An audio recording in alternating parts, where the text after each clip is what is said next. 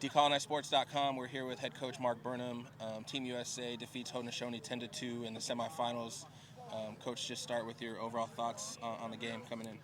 I mean, I thought defense really stepped it up today. I mean, to hold them to 10 goals and, have as many transition spots that they had, I thought the defense played unbelievable tonight. They finally stepped it up, and I mean, not finally, but they've gotten better every single game. And today they really showed where they're at, and that looks good for the future. The game was tight in the first quarter. Sure I mean, was. really until the last 30 seconds, right? Yeah, It was yeah. I think 2-1. Yeah. A ball went out back, and then they ran it quickly and got a goal with like two seconds left. What was the game plan coming in? I mean, the game plan is generally to keep control of the ball. Limit their touches. If they don't have the ball, they can't score, and slow the game down. Our boys are used to the shot clock. They want to go there and they want to shoot, and it's like I said, you're holding back racehorses. They want to get up there. But when you're playing that good a team, I mean, the best in the world, you got to limit your touches and their touches, but increase ours and just keep that momentum going. With our defense was tired at some points, and then we said we're just going to move the ball around, take control of it, and then work for shots. What happened at the end of the quarter? It looked like they went quick on you? Or? Yeah. I mean, this is a game of runs. You're not going to hold them back, especially the kind of shooters they have. And I mean, once you have that little, I guess, glitch in the armor, that's when they capitalize on it. Yeah. And they're that good. And then the second quarter, they outscored you 4-1 or 4-0. Was it? From my perspective, it looked like maybe went back to getting a little impatient on the offense, maybe some early shots. So what'd you see? See, what happens, I think, a lot of times, especially younger team, what'll happen is they'll score a goal, they'll start to get behind, and we'll start to pressure. The pressure comes back to you. Pressure was on them in the first quarter, I think, Team USA. I mean, it was a 1-1 game to, like you said, the last, 2 minutes of the first quarter. So what you gotta learn is you just chip away.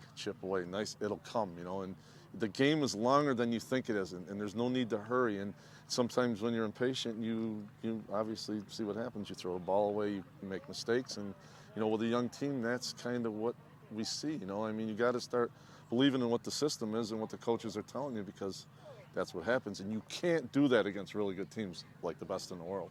Yeah, and then third quarter, you held them to 1 goal in that quarter. Did y'all change anything up coming out of halftime? Coach went with a zone, and as you see, the men, we were going back and forth, and I think they're starting to learn the zone now as a defense, and it just improved our defensive standoff, and really, I think when we came out at half there, Coach switched it up.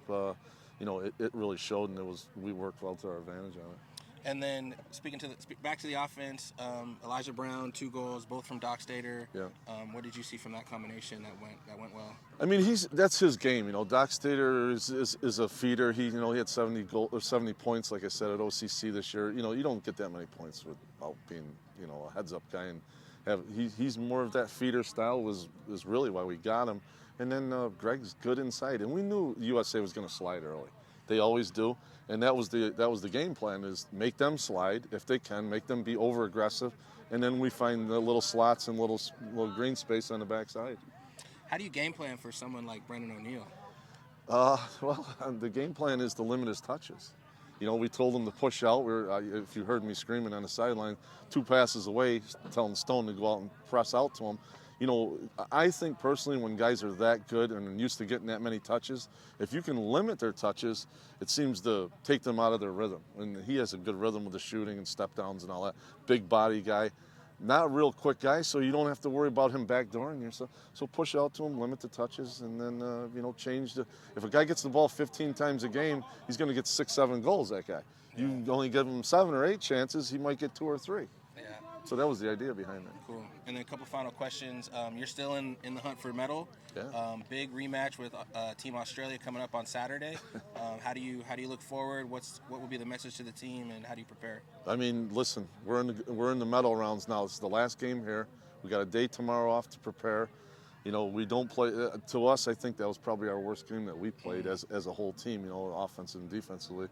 And we got to get the ball tomorrow. And the main thing is when we have the ball, like I told them tonight, they can't score.